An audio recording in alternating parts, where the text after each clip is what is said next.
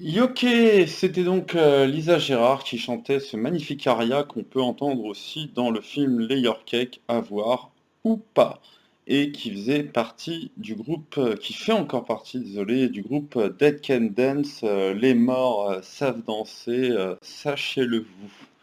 Alors, donc une petite vidéo à la demande du bon peuple pour réviser le programme, donc là où on en est actuellement, et surtout pour ceux qui ont une mauvaise connexion Internet ou qui ont eu une allergie médicalement justifiée contre le logiciel Zoom, on les comprend. Donc on avait vu que la méthode scientifique avait été affaire de raisonnement, puis affaire de confrontation des hypothèses avec le monde extérieur par le biais d'une démarche expérimentale qu'on avait suffisamment étudiée. Et donc maintenant, on va s'intéresser aux critiques qui vont justement essayer de dégrader l'image d'une méthode unique et en particulier d'une démarche expérimentale que l'on associera plus ou moins avec la falsification réfutation popperienne, donc comme le sommet de la science ou qui définirait la science en propre, pardon. Donc, cette idée-là, cette idée d'une critique de la démarche expérimentale, on l'avait déjà, mais très indirectement dans l'holisme épistémologique, dans le fait qu'on ne pouvait pas, par une réfutation, attaquer une seule hypothèse, dans la mesure où les hypothèses, bah, rappelez-vous cette formule forte de Quine, où on a l'idée d'un corps théorique formé par nos hypothèses qui sont interdépendantes, de telle sorte qu'on ne les teste pas uniquement, on teste un ensemble d'hypothèses ensemble. Rappelez-vous, elles se présentent devant le tribunal de l'expérience comme si elles formaient un seul corps. Donc on verra dans cette partie que la méthode n'est peut-être pas, si on peut dire avec un petit peu de fausse poésie, la boussole infaillible qui pointe la science comme on indique le Nord, et on va s'intéresser justement à un auteur qui a été très important dans cette critique de la méthode et de la méthode sous-entendue popperienne, dont de la démarche qui inclut la démarche expérimentale, c'est-à-dire la falsification. Et on verra aussi qu'il y a d'autres arguments qui nous permettent de penser l'importance d'une pluralité de démarches, de méthodes, d'approches du fait scientifique, et donc qui abîme l'idée d'une méthode unifiée qui viendrait définir de manière simple et franche ce qu'est la science. Alors, première chose très bête à dire, et on l'avait assez répété, il y a bien des cas où la démarche expérimentale ne peut résumer l'activité scientifique dans la mesure évidente où on ne peut pas la mettre en place. Alors bien sûr, ça peut être des raisons éthiques, on pensera à certaines formes de tests sur les êtres vivants, certaines expériences qui sont allées beaucoup trop loin sans penser bien évidemment oui, sans penser, je sais pas, à des cas extrêmement graves et qui révulseraient tout le monde. Bon, par exemple, pensons aux fameux médecins nazis, il y en a plusieurs. Bon, qui c'est qu'il y a? Bon, il y a Mengele, bien sûr, il y a Rascher, il y a Klauberg. Bon, on pourrait penser aussi à l'unité 731 qui, eh bien, justement, est un petit peu. Alors, pour simplifier, un petit peu similaire justement à l'expérimentation des nazis sur certaines victimes, où on avait l'effet de certaines maladies ou certains rayonnements qui étaient testés. Donc l'unité 731, excusez-moi, ça par contre c'était les Japonais pendant la Seconde Guerre mondiale. Ou encore la fameuse expérience en Alabama, si je me souviens bien, Tuskegee sur la syphilis. Bon, euh, on pourrait aussi invoquer des raisons éthiques vis-à-vis des expérimentations sur des animaux non humains. Par exemple, on pourrait se demander est-ce que, alors que moi je l'appréciais, je l'aime beaucoup comme tout le monde, j'espère, est-ce qu'un certain August Weismann était justifié dans ses expériences de 1888 à faire des centaines de mutilations sur des souris blanches, justement pour voir si la mutilation allait se transmettre de génération en génération. Bon, La question éthique étant dite, à vous de la réfléchir, hein. Il y a bien des fois où il y a des sacrifices à faire et d'autres pas, et d'autres fois où il ne faut pas. Les raisons techniques sont encore plus évidentes, que ce soit de la physique pour des conditions extrêmes, donc conditions pour lesquelles nous n'avons pas les moyens justement de mettre en place nos ambitions de tests expérimentaux de la théorie. Donc on peut penser très, très simplement justement à la physique des hautes, très hautes et extrêmement hautes, vachement trop hautes énergies, où il faudrait construire des accélérateurs de particules démentielles, hein, qui auraient des tailles astronomiques pour le coup, et qui nous permettraient de tester certaines théories visant justement à comprendre le fonctionnement des particules à une époque très reculée, c'est-à-dire une époque qui, justement, suit les fameux premiers instants du Big Bang tel qu'on l'a compris. Bon, ça, c'est une chose assez évidente. Mais bien sûr, il y a des raisons historiques où, en fait, bien qu'on puisse avoir une forme de testabilité, hein, par exemple, en paléontologie, on peut produire des modèles mécaniques des animaux disparus pour euh, corroborer ou rejeter telle ou telle hypothèse sur leur mode de fonctionnement, le fait qu'ils avaient un sang chaud ou sang froid, leur capacité à courir plus ou moins vite, etc., ou leur capacité au vol. Mais bon, il est évident que pour des raisons historiques, il y a énormément d'expériences qui ne seront que des tests indirects de l'hypothèse qu'on voudrait justement tester dans la mesure où on ne peut pas reproduire complètement et totalement les conditions qui ont maintenant disparu du fait de l'irréversibilité de l'histoire. Alors, ça, cet ensemble, disons, de critiques, il était un peu facile, mais il était nécessaire à faire. Portons-nous maintenant plutôt sur un homme qui a justement été d'une régularité inouïe pour ce qui est de la critique de la méthode scientifique, qui serait une et qui serait, bon, bah, il s'attaque un petit peu à l'image de Popper, hein, derrière contre la méthode, derrière le titre contre la méthode. Il faut lire à la fois contre la méthode expérimentale, mais contre la réfutation popperienne.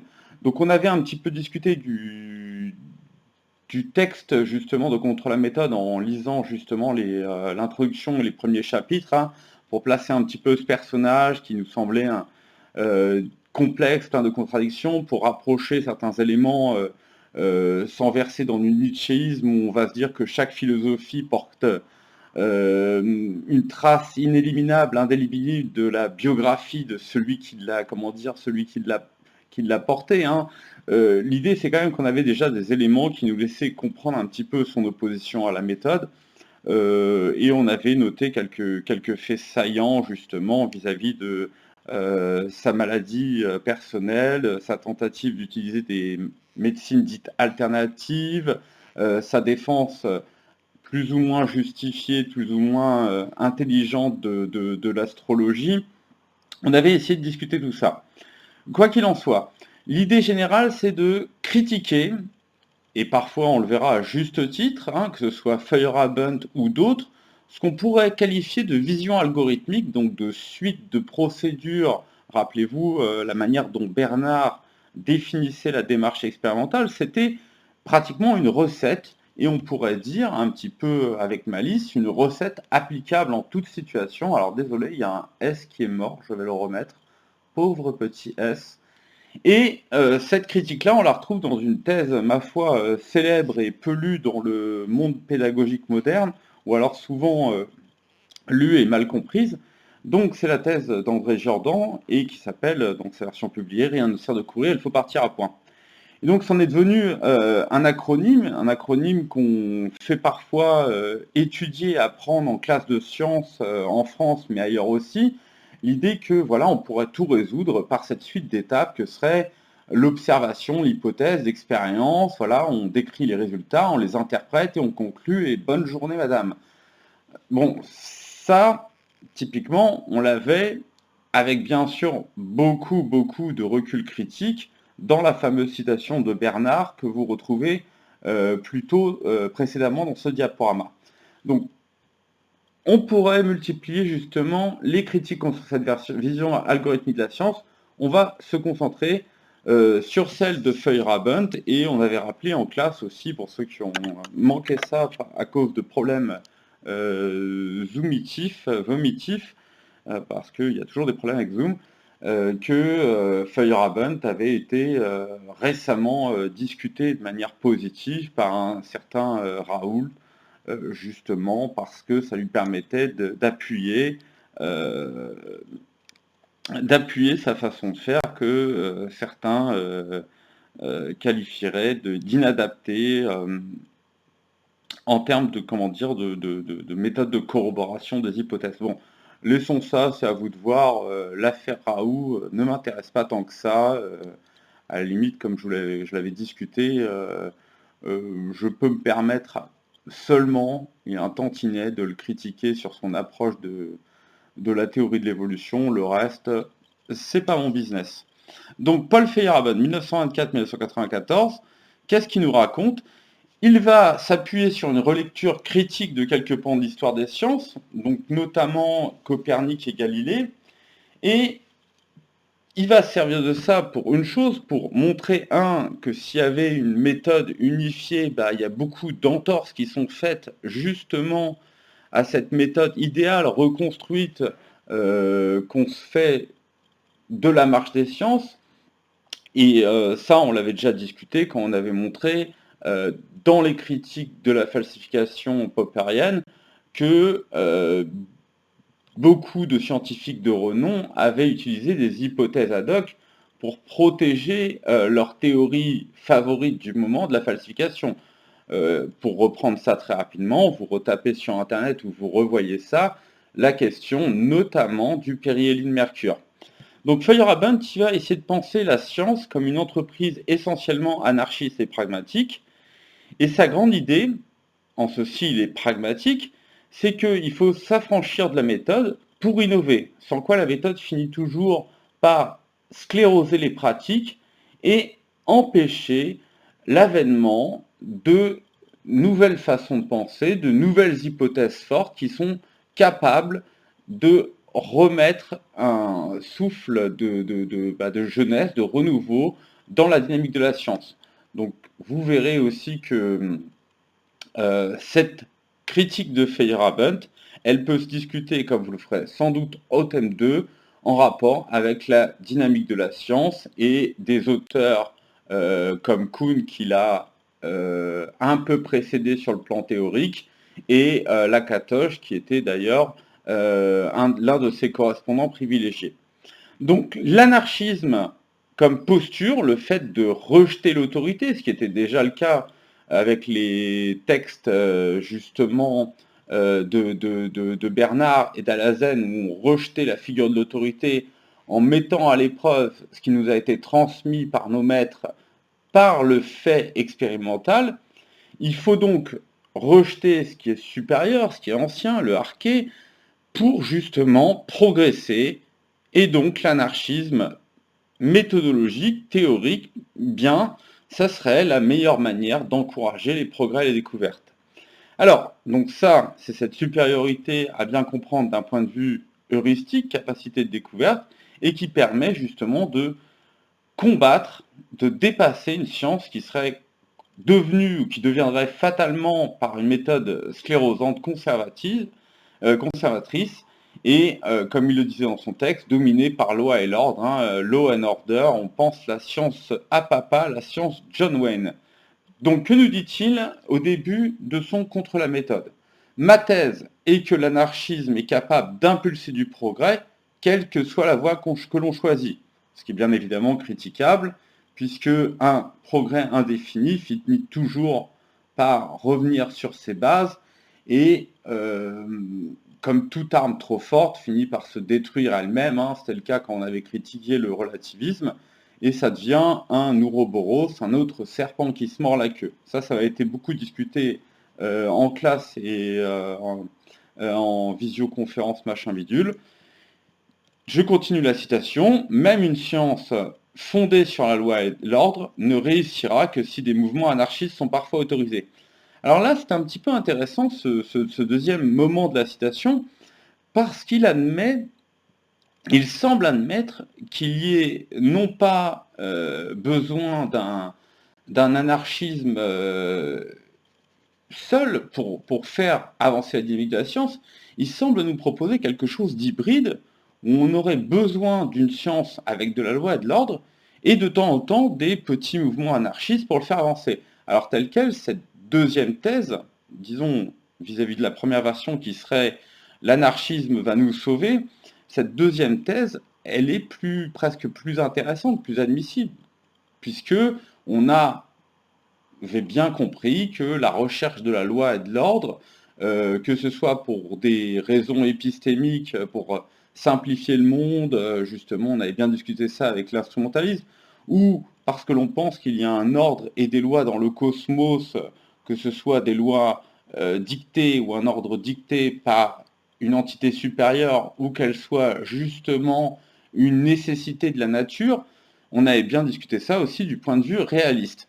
Donc ça, cette deuxième version de la thèse, où on doit avoir, oui, une combinaison, ma foi, étonnante entre une science qui est dominée par loi et l'ordre et qui autorise des petits mouvements justement de dépassement, des petits mouvements de disruption, hein, utilisons des termes à la mode, ça, c'est peut-être une thèse plus admissible.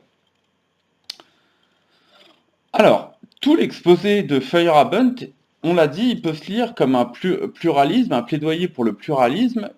Et il faut bien comprendre, et ça a été plus discuté en classe, et je vais peut-être pas m'attarder là-dessus, si vous voulez, vous relirez ces autres essais, c'est lié justement à sa conviction humaniste, donc sa perspective humaniste, je le rappelle dans la citation suivante, que l'anarchisme est bon pour ce qui est du progrès scientifique, mais il est bon en tant que rejet de l'autorité du point de vue politique et donc institutionnel. Feyerabend, c'est une personne qui, justement, va être très critique de l'organisation politique étatique actuelle, mais aussi du fait que dans nos écoles, dans les écoles de X et Y pays, on endoctrinerait les enfants et il faudrait justement donner toute l'attitude pour que les parents, ou du moins les enfants, échappent à ce type, disons, de soumission. Bon, vous verrez tout ça, mais qu'est-ce qu'il nous dit? Il nous dit forcément, et c'est très important à comprendre, que sa vision humaniste appelle, en plus de son pragmatisme, un anarchisme en sciences. Alors, je vous refais la citation. Le pluralisme des théories et des conceptions métaphysiques n'est pas simplement important pour la méthodologie, il constitue également un élément essentiel de la perspective humaniste. Et ainsi, la doctrine de Feyerabend, elle peut se résumer dans une formule très simple à retenir et très célèbre. Donc le seul principe qui n'entrave pas le progrès, c'est tout est permis. Le fameux anything goes, hein, qui justement est euh, sans doute rappelle la chanson de Cole Porter, hein, comme je vous l'ai mis ici, et qu'on le retrouve reprise, un hommage à Indiana Jones, qu'on le retrouve reprise dans une version spéciale au début d'Indiana Jones et le Temple Maudit. Allez voir ça, si vous ne l'avez jamais vu, stoppez la vidéo et revenez après, je vous en conjure. Alors, reprenons un petit peu la critique de cet anarchisme méthodologique. Oui, bon, c'est certes productif, hein, dans certaines circonstances, on comprend bien que il y a une inertie justement des représentations, des théories, il y a une inertie qui est renforcée du point de vue institutionnel par la mise en place d'écoles, de systèmes d'allégeance entre les grands directeurs d'écoles de pensée et leurs élèves. Bon, ça c'est évident que tout ça, ça nuit au progrès ou disons à la dynamique positive de la science, hein. Vous en discuterez plus au deuxième semestre, mais ça fait pas débat.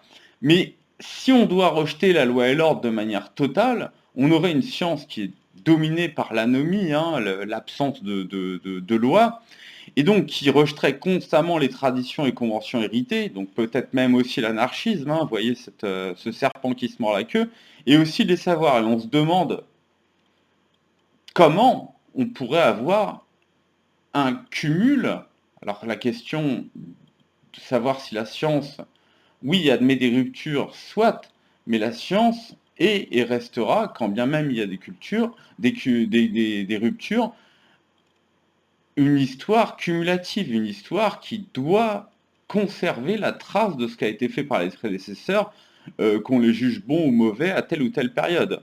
Sans quoi, ce progrès peut devenir un éternel recommencement et donc n'amener aucun progrès au final. Alors, finalement.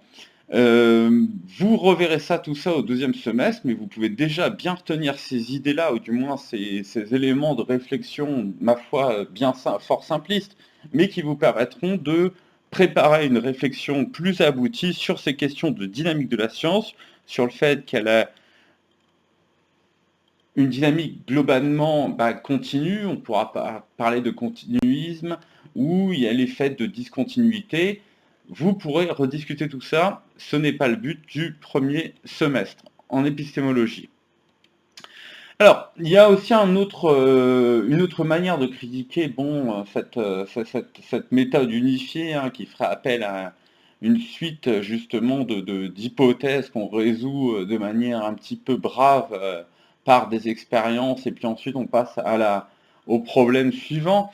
Il y a une importance claire et nette des expériences de pensée et de l'imagination dans le travail scientifique, ce que reconnaissait déjà Bernard avec cette petite citation que je ne vais pas vous lire, mais bien sûr, des exemples d'expériences de pensée célèbres qui ont plus ou moins fait avancer la science à différentes époques. Vous en trouvez chez Galilée, bien sûr, dans son dialogue sur les deux grands systèmes du monde. Vous en trouvez chez Mitchell, qui est très connu, j'en avais déjà parlé, pour ses travaux pour les séismes, pour sa correspondance riche et fascinante avec Cavendish, pour sa spéculation de 1783 sur les trous noirs, qui est sans doute la première et qui précède celle de Laplace dans sa première édition de 1796 de l'exposé du système du monde, ou bien sûr, le fameux Einstein, mais il en a fait plusieurs, qui s'imaginait petit, voyager sur un rayon de lumière et se demandait ce qu'il voyait. Donc, ça, c'est un premier argument contre une méthode qui serait un pur monolithe. On a bien entendu la question de la sérendipité qui a été notamment discutée par l'excellent, je ne lui ferai jamais assez d'éloges, Robert King.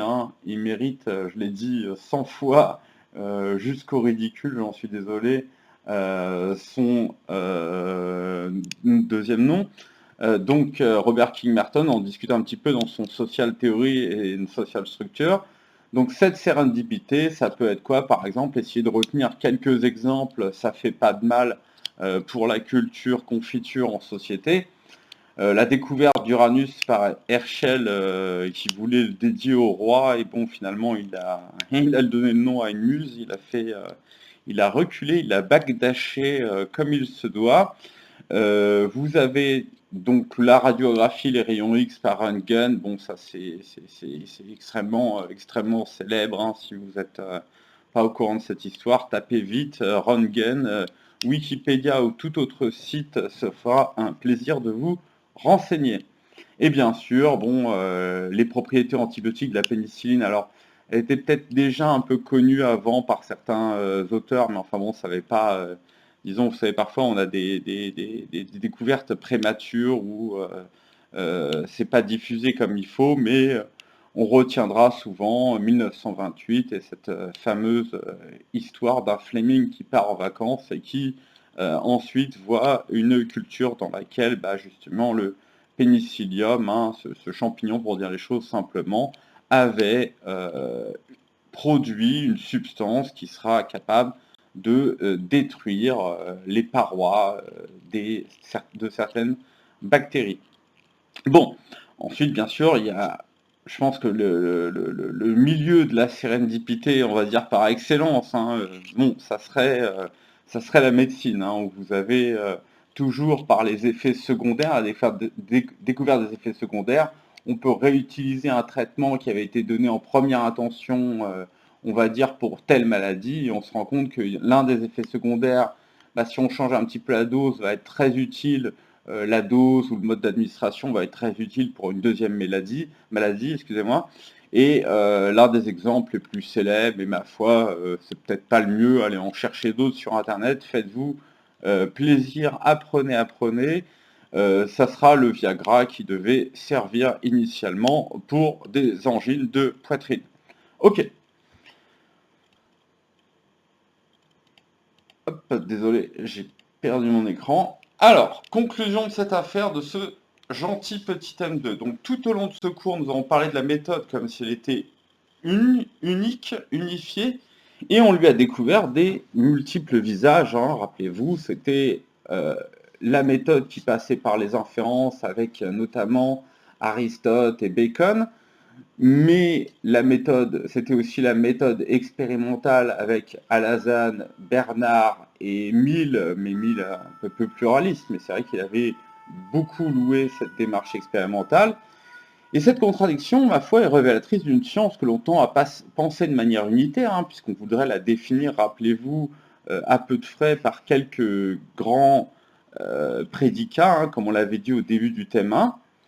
Mais la question importante est de savoir, oui, qu'est-ce qu'on en fait de cette pluralité? Puisque ça, c'est un rapport avec l'unité de la science que vous discuterez, en plus de cette dynamique, davantage au thème 2, au semestre 2. Donc, que vous louez le pluralisme que l'on vient de découvrir ou que vous le déploriez, la question de l'unité de la science, elle intéresse tout le monde.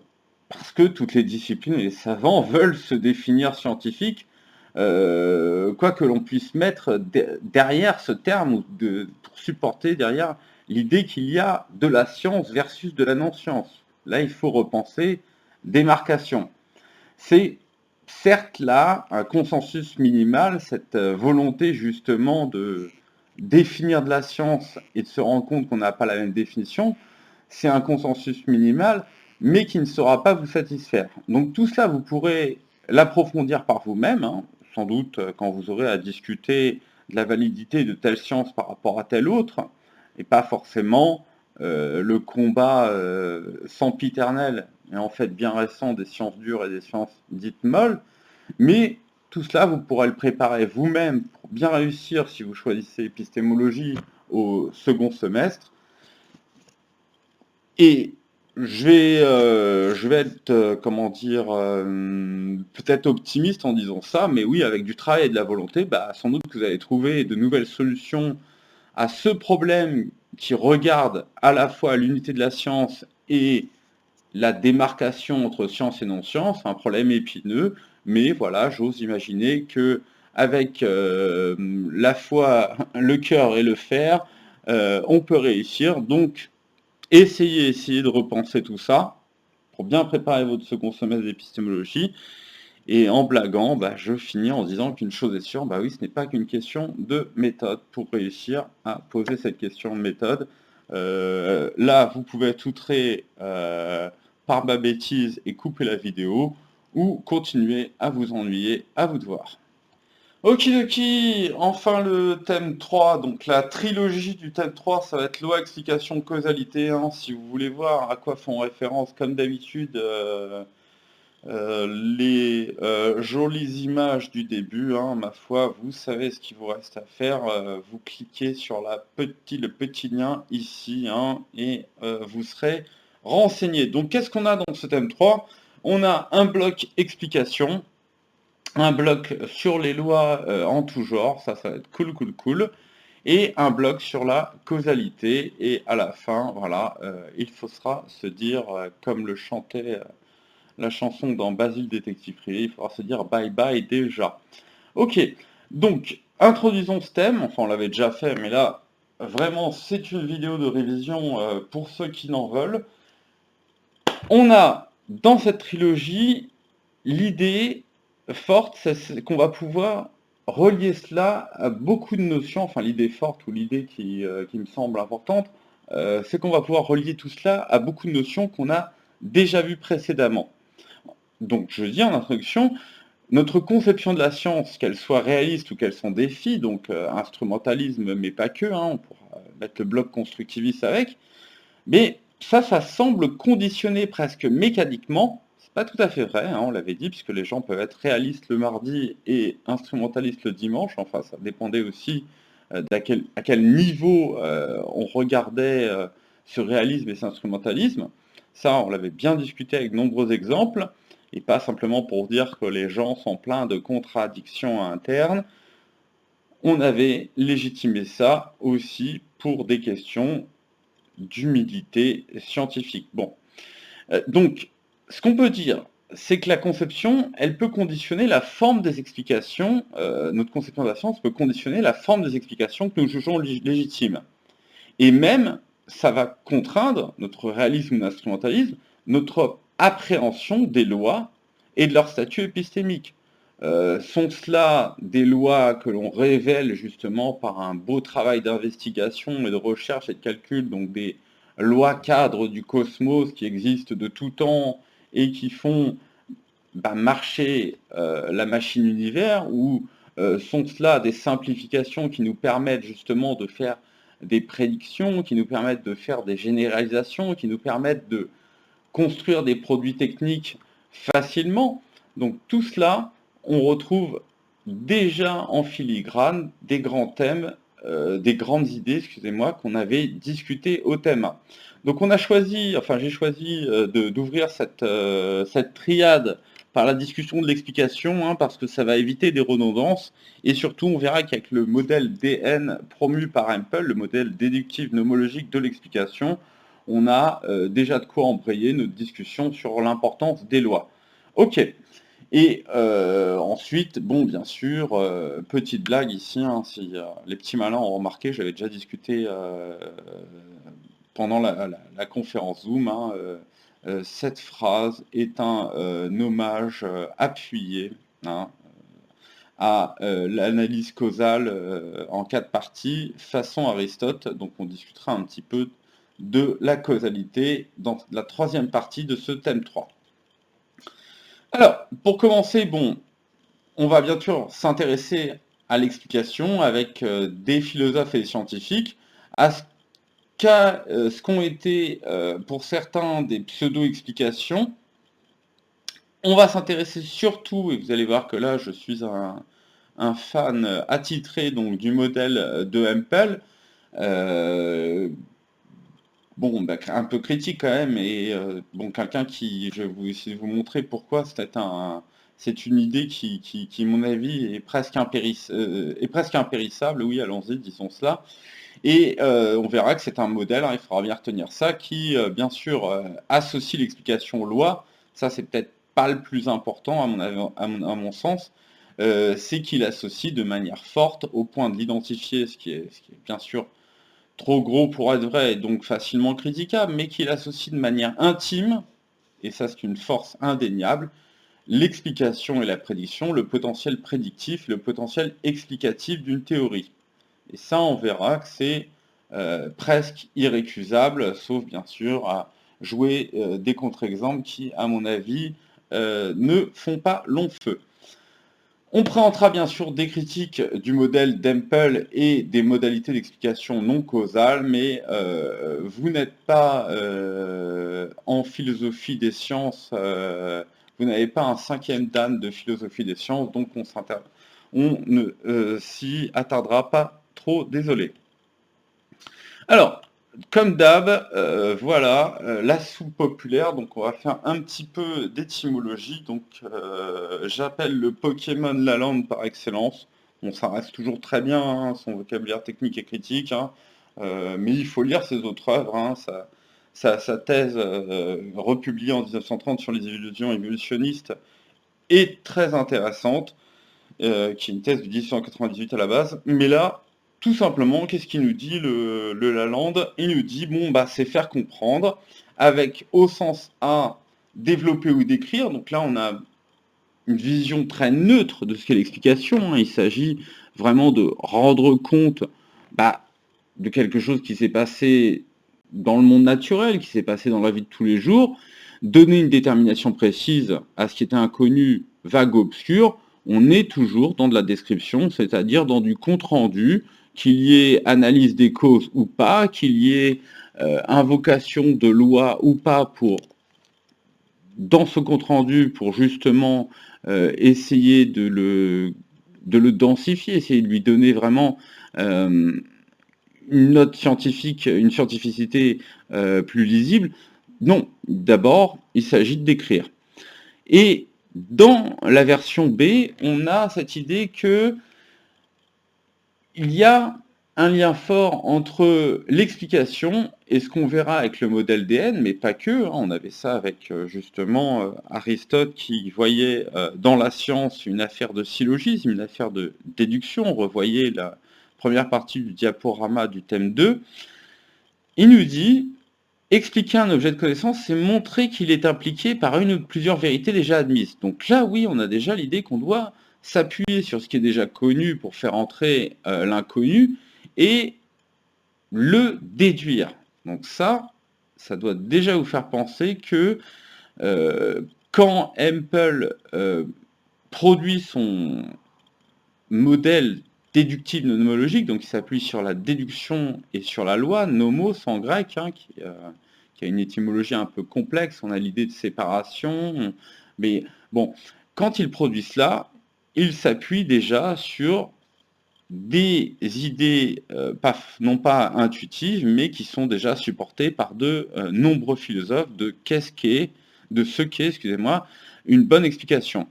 Et au sens fort, donc oui, il faut que ce soit impliqué par des principes non seulement admis, mais évidents, donc là encore plus fort, et que ça dépend de jugements nécessaires, et pourquoi pas, en termes de jugements nécessaires, des lois, voire des lois de la nature. Alors toutes les lois ne sont pas nécessaires, hein, on en discutera dans cette partie 2 sur les lois. C'est vrai qu'on peut penser la nécessité d'un point de vue logique, et on verra la question de qu'est-ce que ça veut dire de penser la nécessité d'un point de vue physique. Ce n'est pas tout à fait la même chose, et c'est une question cruciale quand on doit discuter du rapport entre loi logique et loi de la nature. Pour Aristote, expliquer, c'est pas simplement rendre compte d'un phénomène, donc on a le sens précédent de la définition A. Il faut aussi répondre à la question de l'origine, il faut penser les causes. Et donc dans les seconds analytiques, il nous dira la question que l'on se pose, ça rapporte justement à la manière des choses, à la manière dont on connaît les choses. Or, on peut connaître les choses par 4 types de questions, le fait, hein, ce qui s'est passé, le pourquoi, la chose existe, et enfin ce qu'elle est.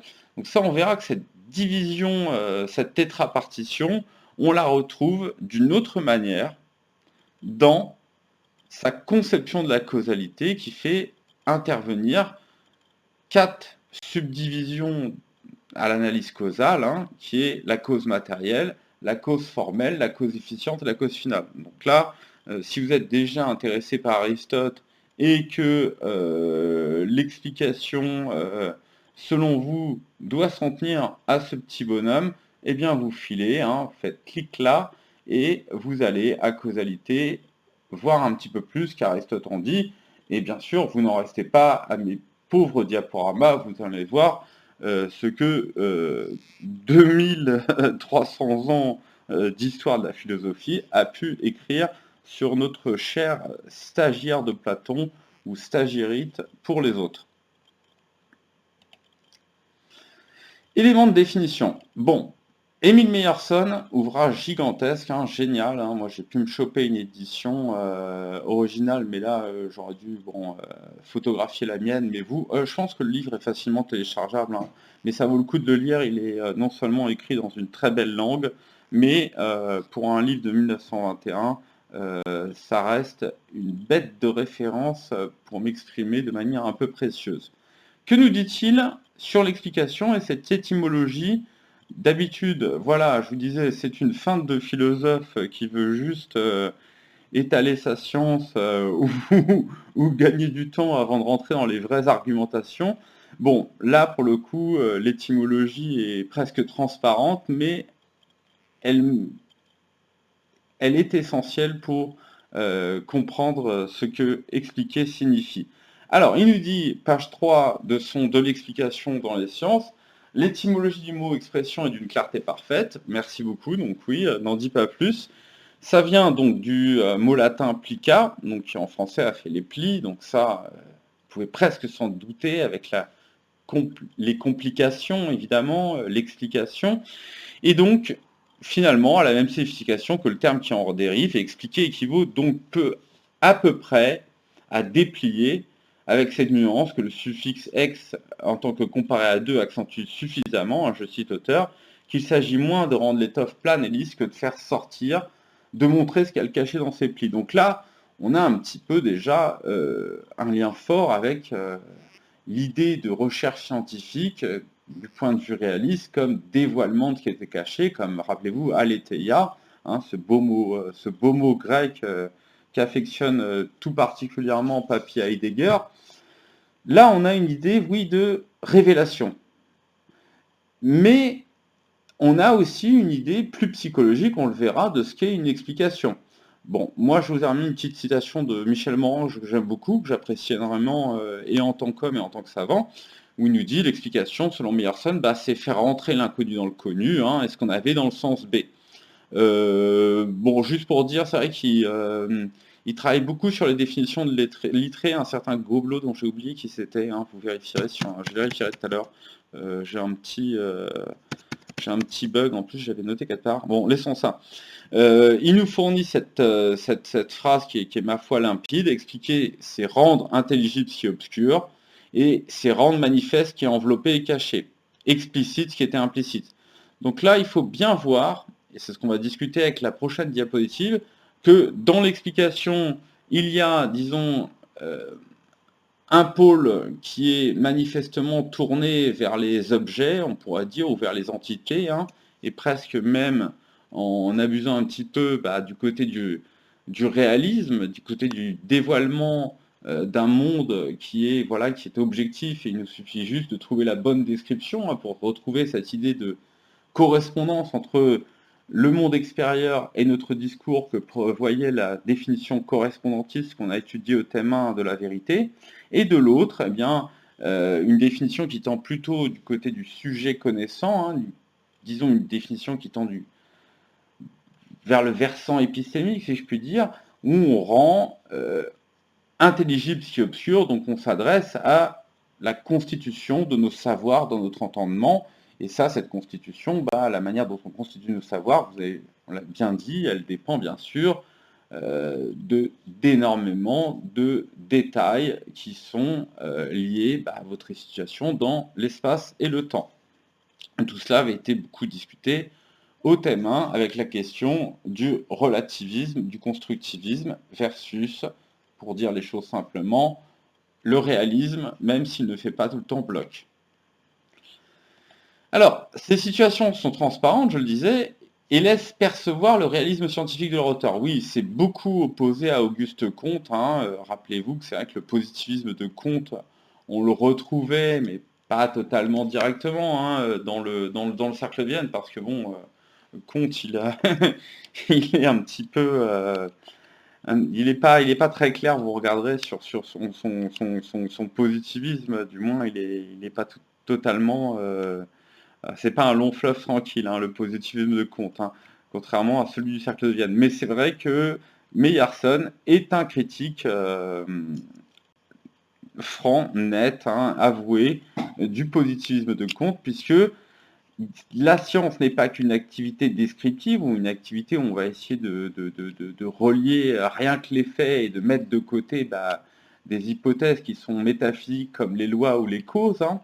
Il faut pénétrer la nature profonde des phénomènes, hein, contre le positivisme, et il faut s'opposer justement à un Comte, aux positivistes qui nous enjoindraient de renoncer aux explications causales.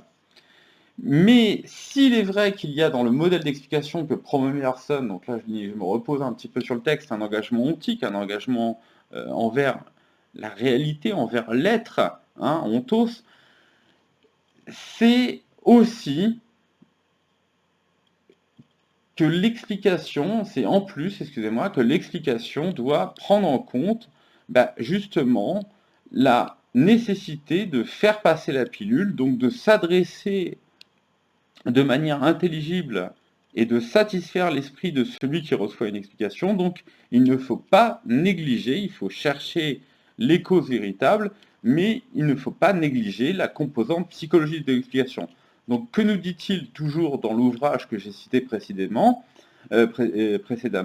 Ainsi donc, quand nous aurions bien scruté et pénétré un phénomène, donc là, scruter, bon, pas de problème, on est en description, pénétrer un phénomène, on est déjà un petit peu plus dans le réalisme scientifique, où on va aller essayer de regarder sous les jupes de Mère Nature, pour reprendre nos discussions sur est-ce que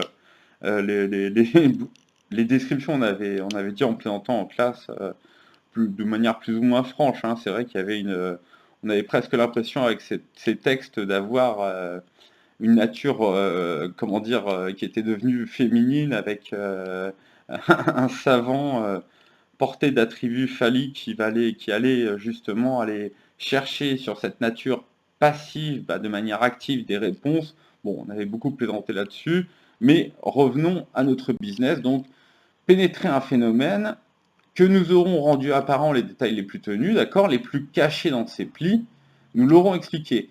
C'est-à-dire que notre compréhension du phénomène se trouvera être parfaite et que notre intelligence devra dès lors se déclarer satisfaite. Donc, il ne s'agit pas seulement de découvrir, il faut aussi satisfaire l'intelligence, et pour cela, il faut faire un travail de pédagogie de l'explication.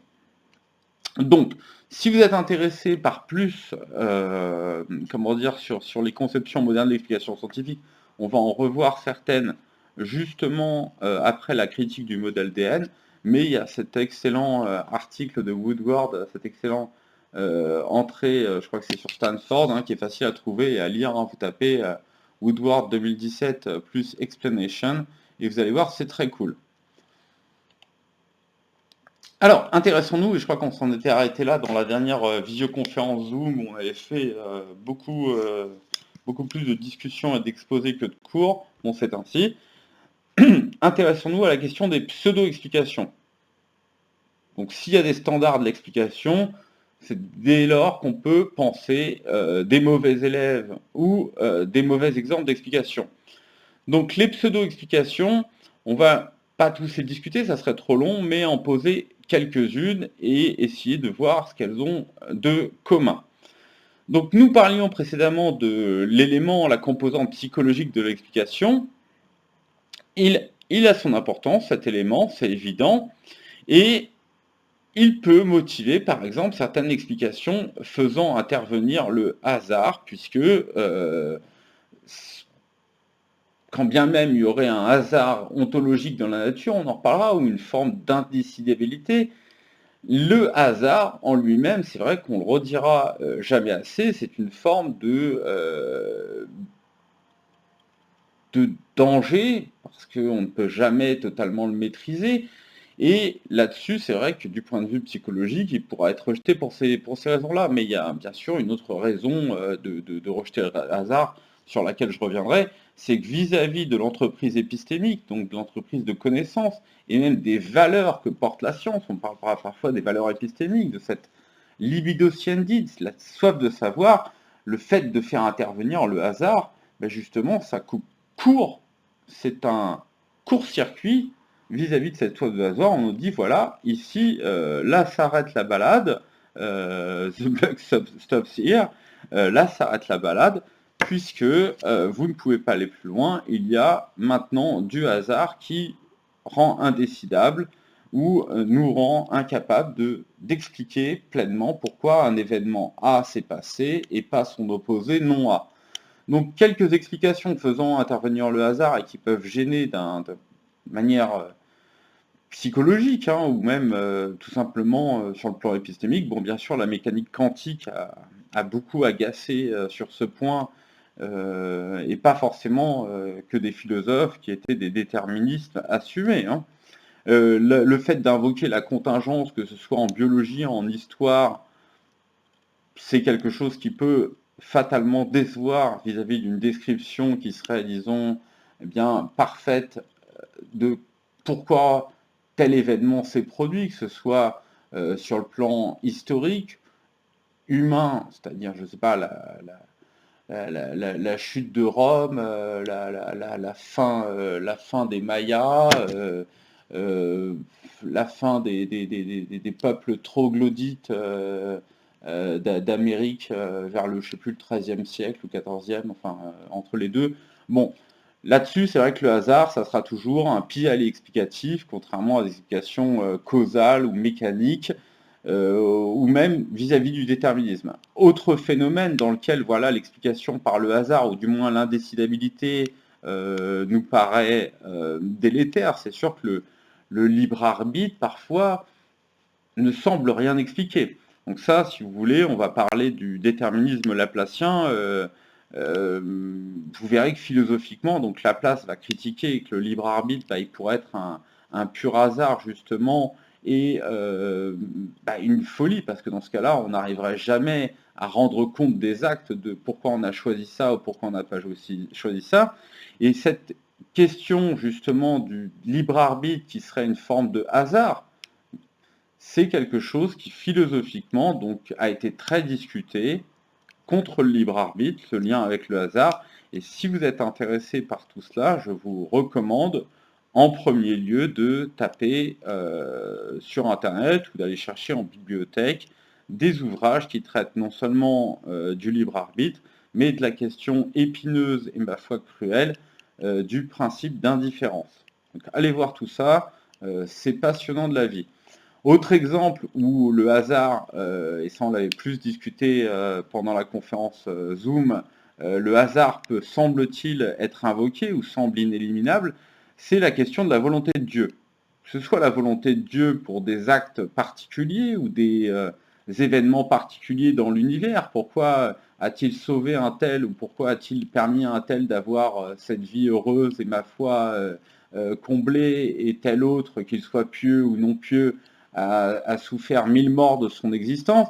Ça, c'était une question qu'on avait déjà avec Spinoza qui discutait, je crois que c'est un scoli du livre 1, du cas d'une pierre qui tombe sur une personne et qui tue. Et ensuite, quand on essaye de remonter la chaîne causale, dans un monde gouverné par Dieu, par un Dieu créateur et législateur, on en arrive à une décision validée par Dieu dans l'ordre cosmique que la pierre devait tomber à ce moment-là et tuer la dite personne. Et comme ensuite on ne sait plus trop bien pourquoi Dieu il aurait fait ce choix-là ou pas ce choix-là, Spinoza se moquant un peu, mais bon, Spinoza a tort de se moquer puisqu'on peut se moquer de tout son livre 1 de l'éthique qui, ma foi, est une vaste plaisanterie. Hein, ça, désolé, je me permets. Il va dire que c'est invoquer Dieu de cette manière-là, c'est rentrer, disons, dans un asile de l'ignorance, pour dire les choses simplement. Ok, mais comme on l'avait dit en classe, toutes les fois où on pose un Dieu libre et créateur, c'est-à-dire libre, qui n'était pas obligé mécaniquement d'en venir à l'acte créateur, donc ça sera le cas dans les trois monothéismes. Pour le sikhisme, j'ai pas assez de compétences, même si j'ai pratiqué et lu un peu le Guru Granth. L'idée est que contrairement, disons, à des divinités, on pourrait avoir ça dans d'autres appréhensions du divin et peut-être même avec ce qu'on appelle l'émanation, il n'y a pas d'obligation mécanique pour Dieu à créer l'univers ou à créer le monde. Et dans ce cas-là, il y a une part d'indécidabilité, une part de hasard dans ce choix de faire une création dont lui, en tant qu'être parfait, n'avait nullement besoin pour vivre ou pour même exprimer sa puissance. Quand bien même, voilà, on dirait, bah oui, qu'est-ce qu'une puissance qui n'est jamais exprimée? Bon, ça c'est toute la difficulté dans laquelle sans doute les scolastiques se sont empêtrés et n'ont jamais réussi, comment dire, réussi à mon sens à être probants.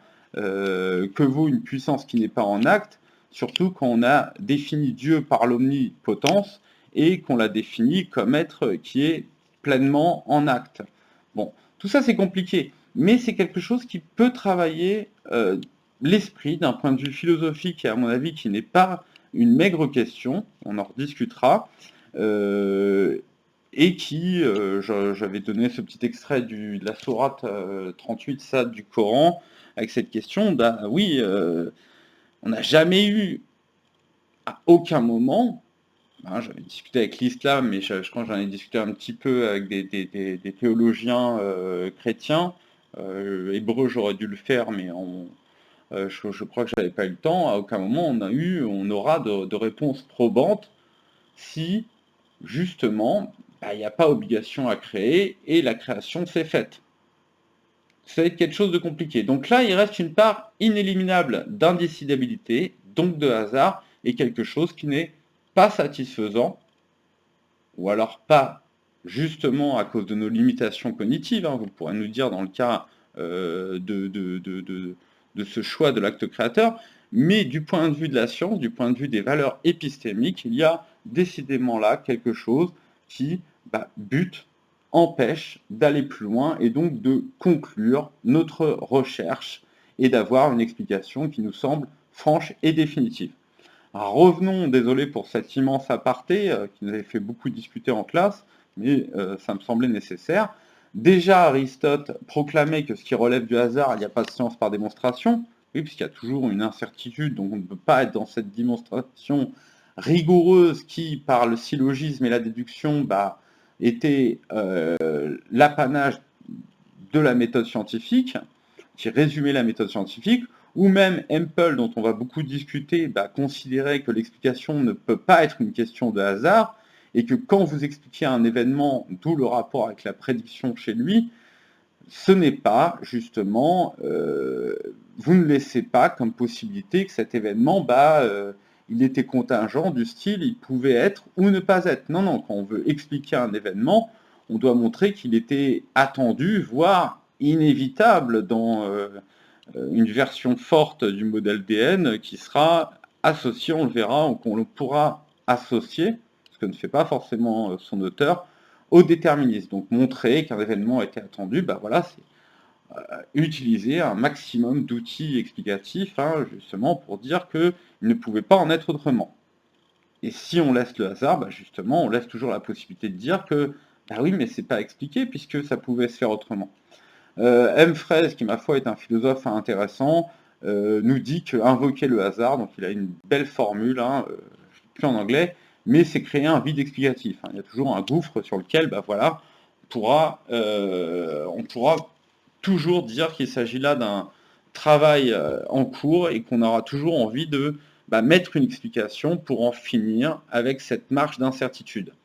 Bon, figure du hasard, c'est vrai qu'elle a parfois été acceptée, hein, même divinisée, hein, la fameuse Dame Fortune, Fortuna, Ticket qui s'opposait à l'Ananke.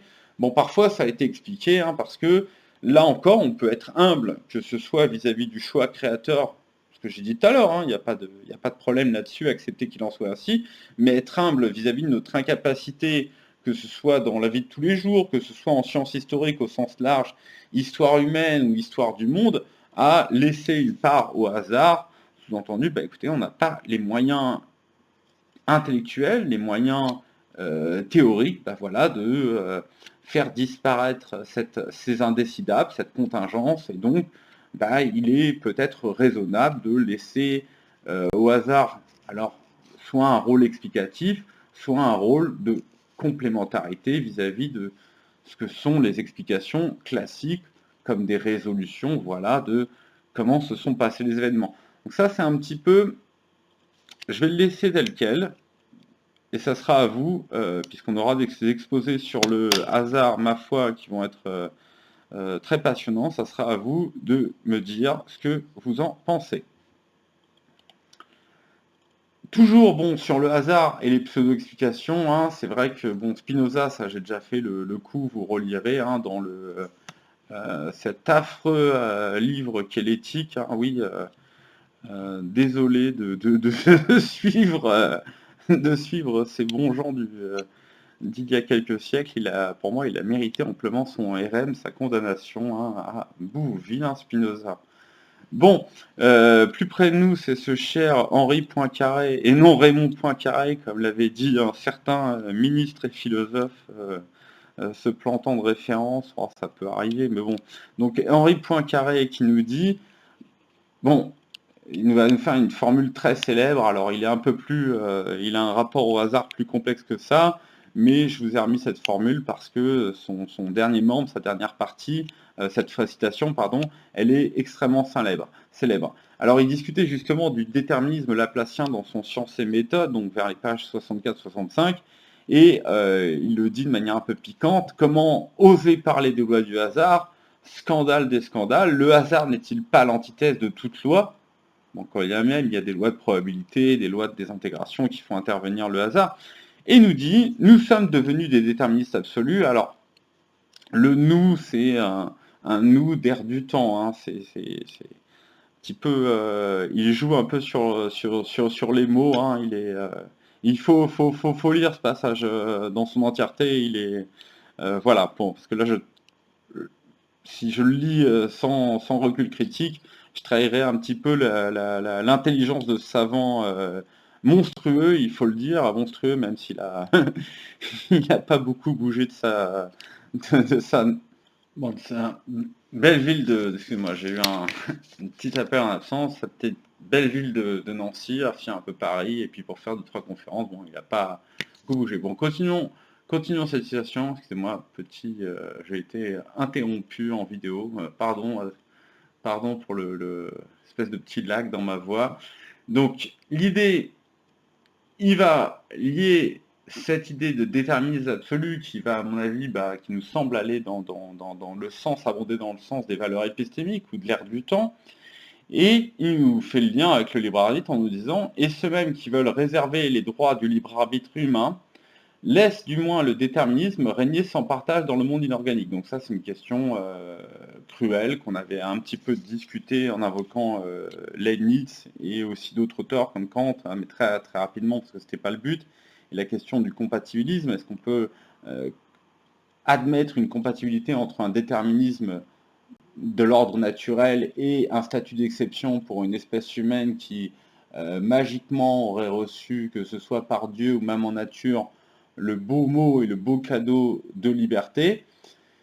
Et voyant cette contradiction, bon, il poursuit nous disant tout phénomène, si minime qu'il soit, a une cause, et un esprit infiniment puissant, infiniment bien informé des lois de la nature. Donc là, spoiler, on est toujours dans la discussion de Laplace, dont j'ai reproduit plus loin dans ce diaporama la fameuse citation très, très célèbre. Donc tout phénomène, si minime, a une cause, et donc si on avait un être infiniment plus puissant intellectuellement, type super savant, ou même Dieu, ou même l'ordinateur cosmique, hein, ça pourrait être l'ordinateur de The Last Question d'Asimov, donc il aurait pu le prévoir depuis le commencement des siècles. Et si un pareil esprit existait, on pourrait jouer avec lui à aucun jeu de hasard, on perdrait toujours. Sous-entendu, il n'y a que de hasard subjectif, les probabilités ne sont là parce que nous sommes incapables, disons, d'écrire correctement, je ne sais pas, le mouvement d'un dé qui va être jeté d'une main pour un simple jeu de dés, mais ça s'appliquerait à d'autres jeux ou à des boules dans une loterie, enfin ce que vous voulez, parce qu'on n'a pas une connaissance parfaite des conditions initiales au moment du jeté, qu'on n'a pas une connaissance fine de tous les petits chocs qui vont se faire sur le dé ou la boule qui est lancée, quel que soit le jeu de hasard. Et donc cet esprit-là, lui, il a les conditions initiales, il a les lois, comme on lui a dit, les lois parfaites, hein, pas simplement des descriptions idéalisées de la nature qui nous permettent de la dominer ou de l'exploiter à peu de frais. Il a les lois parfaites et donc forcément pas de hasard chez lui. On met de côté la possibilité, hein, bien sûr dans cet extrait, d'un hasard ontologique, d'un hasard ancré dans la nature avec certaines interprétations de la mécanique quantique notamment. Pour lui, en effet, le mot de hasard n'aurait pas de sens, ou plutôt, il n'y aurait pas de hasard. Donc, c'est à cause de notre faiblesse et de notre ignorance qu'il y en aurait un pour nous. Même sans sortir de notre faible humanité, ce qui est hasard pour l'ignorant n'est plus hasard pour le savant. Donc c'est toujours, cette question de hasard est toujours une forme déjà de non-science, puisque celui qui a plus de science renie le hasard, qu'il soit Dieu devant les hommes ou qu'il soit savant devant la plèbe. Et vient la belle formule, Ainsi pensé, bon, je l'introduis comme ça, mais ainsi pensé, le hasard n'est que la mesure de notre ignorance.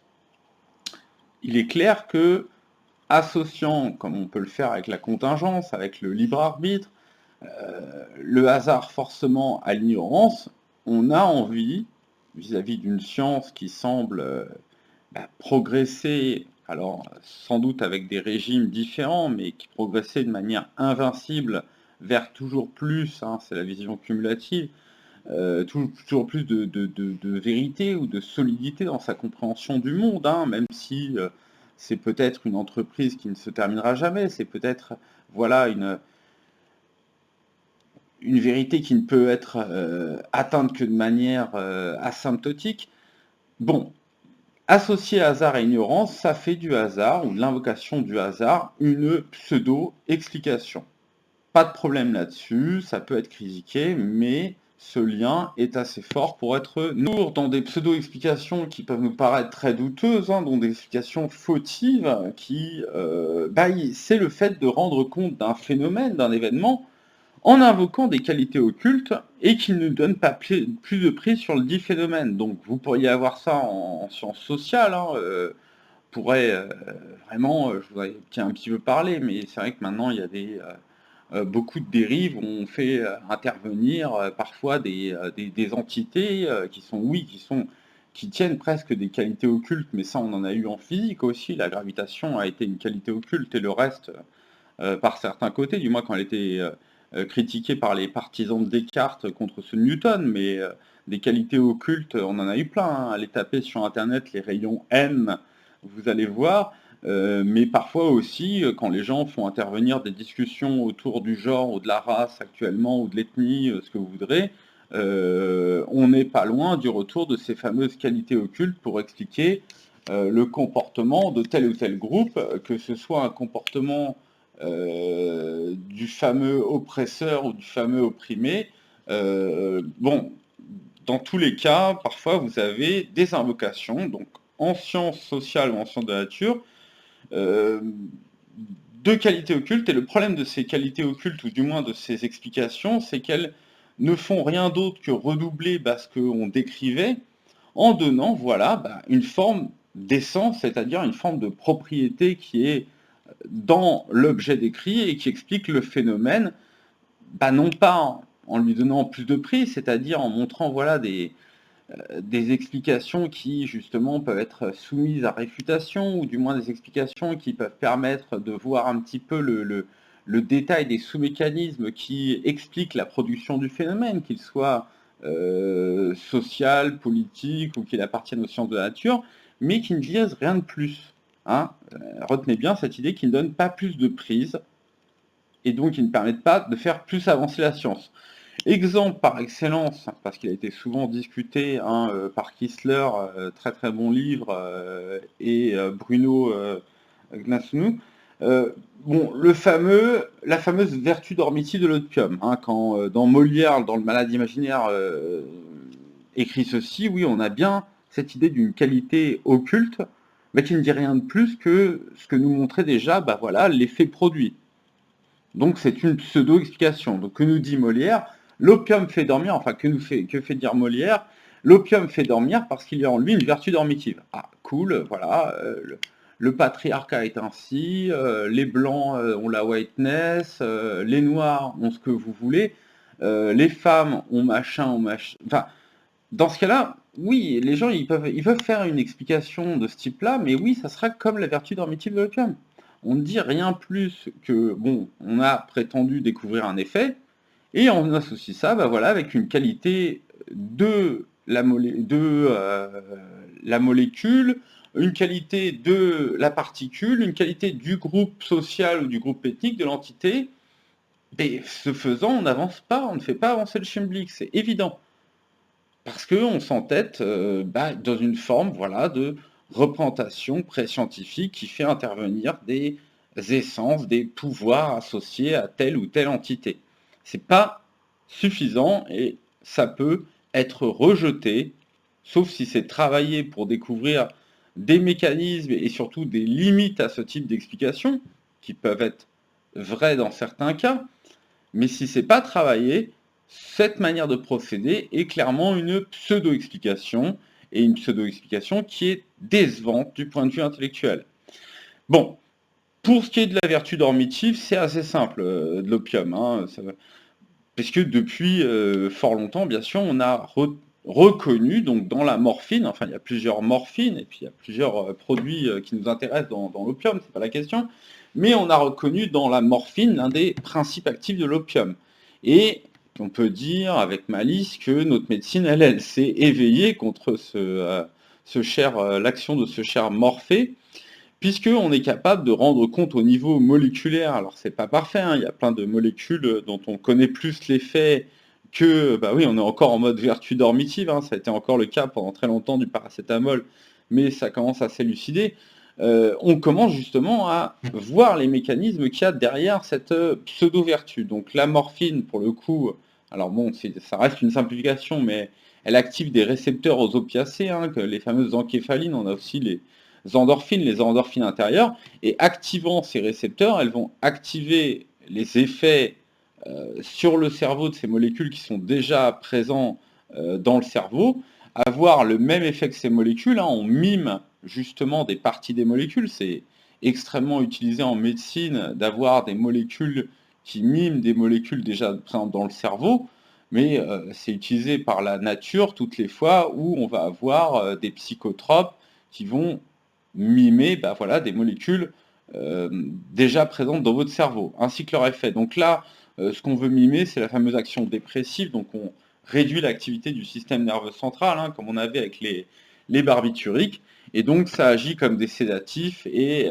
à haute dose, et c'est aussi des antalgiques, et à haute dose, ça peut bien sûr vous faire dormir. Ok, ça vous calme ou ça vous fait dormir, ça dépend de la dose. On avait discuté ça aussi avec le cas du propofol qui est très utilisé en France de ce fait en anesthésie. Ok, ok. Autre pseudo-explication, et puis je vais peut-être m'arrêter là parce que là la vidéo elle dure, elle dure, elle dure. Aussi bien, il y a des explications qui de prime abord peuvent nous paraître satisfaisantes. Car contrairement à une pseudo-explication, on va dire bah, c'est une vertu, c'est comme ça, c'est dans l'essence de ce groupe ou de telle molécule d'agir de telle façon, d'accord, sans aller plus loin, hein, bien évidemment, eh bien parfois on peut donner une première explication, donc il y a, ma foi, qui est suffisamment détaillée ou qui donne suffisamment de matière à réfléchir pour ne pas tomber dans l'excès qu'on vient de combattre avec le problème de la vertu dormitive, mais qui sera défaillante parce qu'une autre pourrait la supplanter, ou qui sera pas satisfaisante dans la mesure où elle sera incomplète, c'est-à-dire qu'elle sera vraie, elle pourra être nécessaire, mais elle sera pas suffisante. Donc on verra aussi cette question des explications qui peuvent être parfois nécessaires ou pas, et suffisantes ou pas, ça c'est un énorme débat sur la complétude des explications, dont on discutera un peu plus tard, justement au cours prochain, ou celui d'après. Donc, exemple d'explications qui sont séduisants au prime abord, mais en fait qui sont imparfaites, voire des pseudo-explications. Ça a souvent été le cas en biologie, et ça reste le cas quand beaucoup de personnes critiquent, parfois à juste titre, parfois de manière totalement biaisée idéologiquement, des explications de type adaptationniste, enfin faisant intervenir la sélection naturelle pour rendre compte de comportements dans l'espèce humaine, ou du moins d'invariants à grande échelle dans notre espèce en termes de comportement ou de structure sociale. Il y a bien des explications faisant intervenir la sélection naturelle, donc le fait que voilà, dans une population présentant de la variabilité, dans un environnement, dans un contexte donné, certaines variétés vont être profitables, d'autres neutres et d'autres négatives, et donc les profitables vont se répandre alors que les négatives vont avoir tendance à disparaître. Et donc ça, cette explication-là, ce schéma explicatif, il peut être placé sur tellement de situations possibles que parfois, s'il n'est pas testé de manière franche et habile, oui, tout et n'importe quoi pourra être jugé comme une adaptation, comme un bienfait dans tel ou tel contexte, et du coup, cela invite fatalement des pseudo-explications, ou des explications incomplètes. Donc ça, cette mauvaise tendance qu'ont les biologistes de l'évolution, avait été critiquée, alors plus ou moins à bon goût par Gould, qui a été un critique de ce qu'on va appeler l'adaptationnisme, hein, le fait de tout résoudre en biologie par le prisme de l'adaptation. Alors parfois il avait raison, parfois il était à côté de la plaque, Gould, car lui aussi très biaisé idéologiquement, hein, je ne vais pas revenir sur son cas, mais toujours est-il que Gould, dans un fameux article de 1977, va avoir ce bon mot d'utiliser le titre d'un livre de Rudyard Kipling, voilà, pour dire que quand on produit une explication par adaptation et qu'on ne l'a pas bien démontré ou qu'on l'a sorti un petit peu de son chapeau, on fait des just so stories, des histoires comme cela, hein, où dans ce livre de Kipling, vous avez une histoire totalement abracadabrante pour rendre compte de l'apparition des taches du léopard ou de, comme vous le voyez sur l'illustration,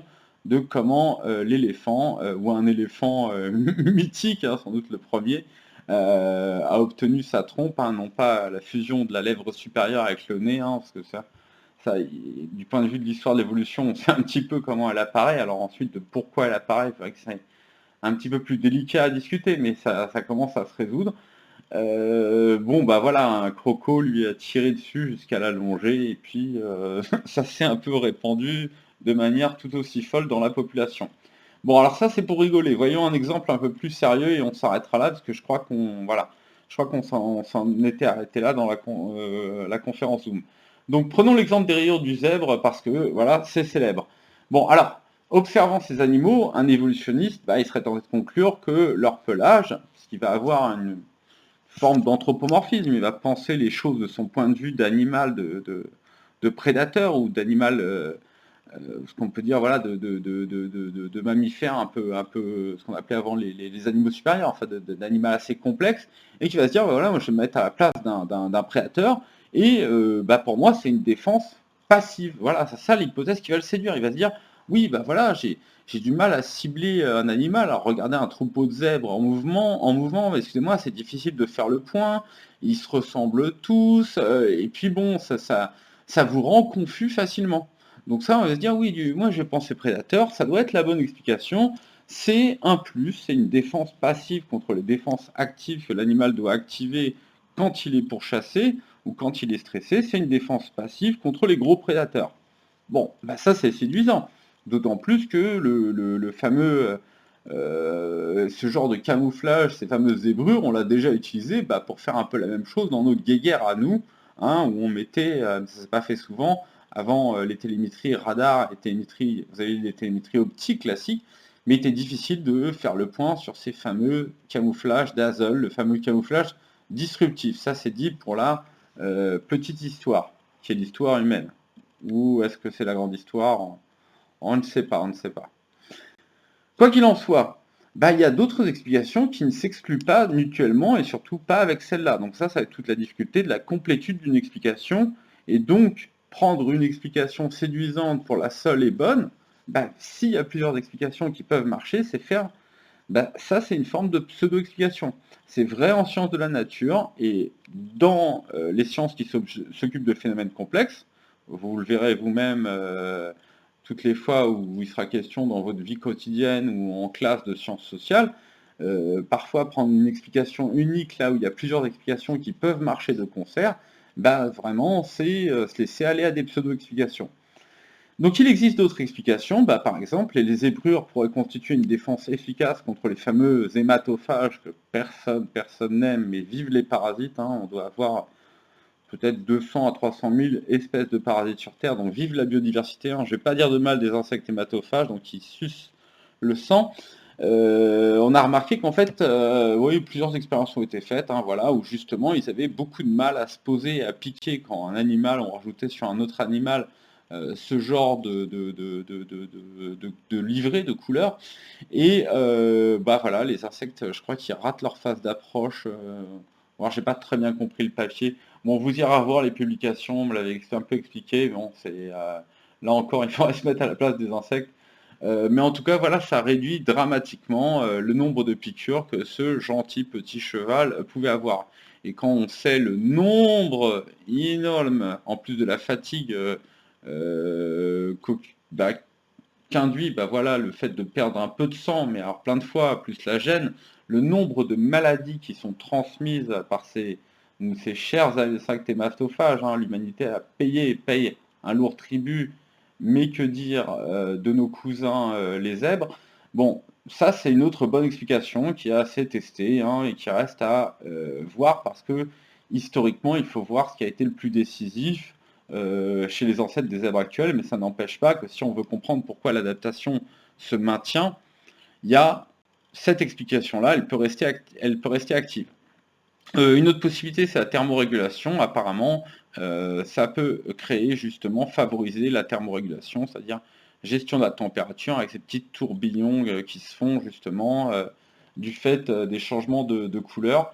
Et c'est intéressant en milieu très chaud d'avoir une thermorégulation encore augmentée. C'est un avantage qui peut être conservé par la sacro-sainte sélection naturelle. Enfin, bien sûr, il semblerait qu'il y ait de la reconnaissance par ces zébrures entre zèbres. Donc toutes ces explications ne s'excluant pas, ça ne veut pas dire que elles ne peuvent pas être hiérarchisées, hein, ça c'est un autre problème. Le fait d'en prendre qu'une au défaut de tous les autres, bah ça peut être un exemple de pseudo-explication, d'autant plus si on prend une explication séduisante parce que elle répond à une perspective humaine qui est ici celle du prédateur versus proie. Sur ce, cette révision est terminée. Oui, it's over.